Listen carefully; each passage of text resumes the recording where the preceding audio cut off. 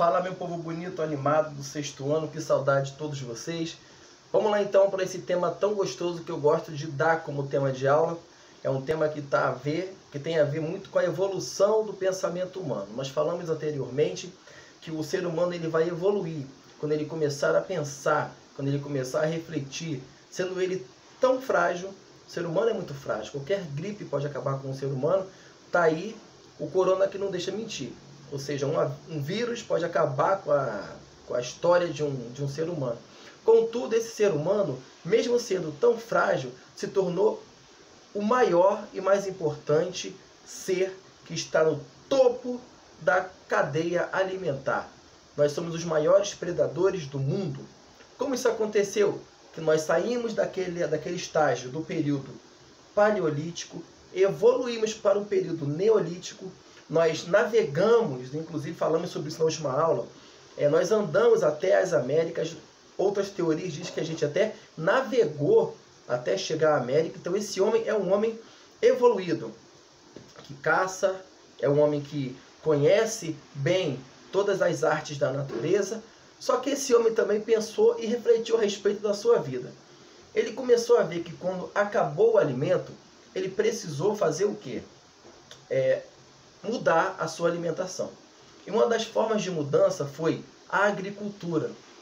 A mulher, principalmente, isso é muito nítido nos estudos que estamos fazendo, ela começa a observar que é uma pequena semente que cai na terra, que gera a árvore e que gera os frutos. Então o homem começa a refletir a respeito da agricultura. Então ele começa a buscar terras para o plantio e para o cultivo de toda essa agricultura. Então vai sair da terra o alimento que o homem vai comer. Ele vai ter que então trabalhar a terra, cuidar da terra, e vai ter que cuidar daquela plantação, porque a sua existência depende disso. É interessante. Então eu preciso encontrar uma terra cultivável, uma terra que seja apta para a agricultura. Esses homens que estão na África vão encontrar uma terra perfeita. E essa terra vai ser chamada de Mesopotâmia.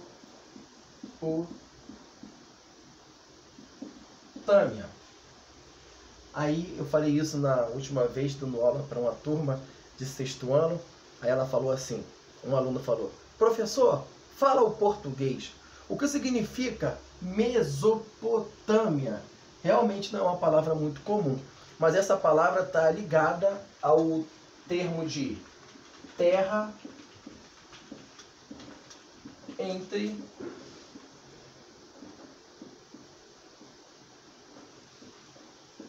entre rios. Vai ser uma terra que vai ser fértil. Quando eu falo que essa terra é uma terra boa para a agricultura, eu estou chamando essa terra de uma terra fértil, cultivável, importante. Quais são os rios que vão estar sendo banhados na Mesopotâmia? Os rios que vão banhar essa Mesopotâmia. Dois rios em especiais. Os rios Tigre e Eufrates. Vão ser nessas terras da Mesopotâmia, também chamada de crescente fértil, que vão surgir as primeiras civilizações. Isso é muito importante. Nos rios Tigre e Eufrates vão banhar essa terra chamada de Mesopotâmia, e ela vai dar origem às primeiras civilizações. O que significa esse termo civilização? Significa que vai ser um povo organizado, um povo que vai ter direitos e um povo que vai ter deveres, um povo que vai ter lei para o ordenar, para o projetar. É interessante isso. Todos nós temos direitos e temos também os deveres. Quais são os nossos deveres? Pagar os impostos. É um dever. Por isso que muitas vezes tem gente que está sendo presa porque não estão cumprindo com os seus deveres de cidadão. Em contrapartida, se eu tenho esse dever de pagar imposto, eu também tenho o direito de ser atendido pelo Estado a qual eu estou pagando. Por exemplo, você sabia que todo policial ele é o teu empregado? Ele é um funcionário público. Ele está ali para te defender. Uma vez, quando eu fui abordado no ônibus, e o policial me revistou, jogou minha mochila no chão, ele não sei o que ele pensou, achou que eu fosse bandido, mandou eu descer do ônibus. Eu falei: o senhor não vai fazer isso comigo, porque eu tenho direitos. E o direito que me cabe é ser protegido pelo senhor, não é ser acusado daquilo que eu nunca fui. O homem ficou sem graça e teve que descer do ônibus, porque ele sabe que eu sabia dos meus direitos. Então, quando a gente sabe dos nossos direitos, a gente tem como reivindicá-los. Exemplo, se alguma menina que estiver aí nessa sala, seja ela menina, mulher, todo mundo, se um policial parar você e ele mandar você botar a mão na parede para te revistar, você fala: não toque em mim. O senhor não tem esse direito, porque eu, como cidadã, eu tenho o direito de ser revistada por uma policial feminina. Se não tiver, o senhor não toca nem na minha mochila. O senhor não tem esse direito. Isso é reivindicar direitos. Então, a civilização, essa organizada, civilizada, devidamente orquestrada por uma lei, vai surgir onde? Na Mesopotâmia. Então, quando eu falo de civilização, eu falo de regras, eu falo de lei. E qual vai ser o primeiro povo que vai iniciar essa civilização? Esse primeiro povo, você nunca mais vai esquecer na sua vida.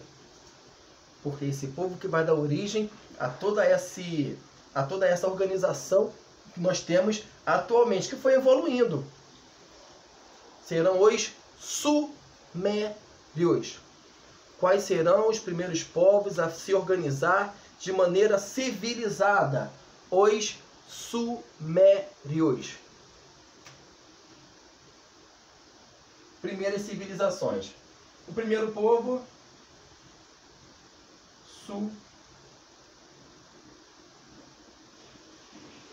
sumérios. Tá dando para ler?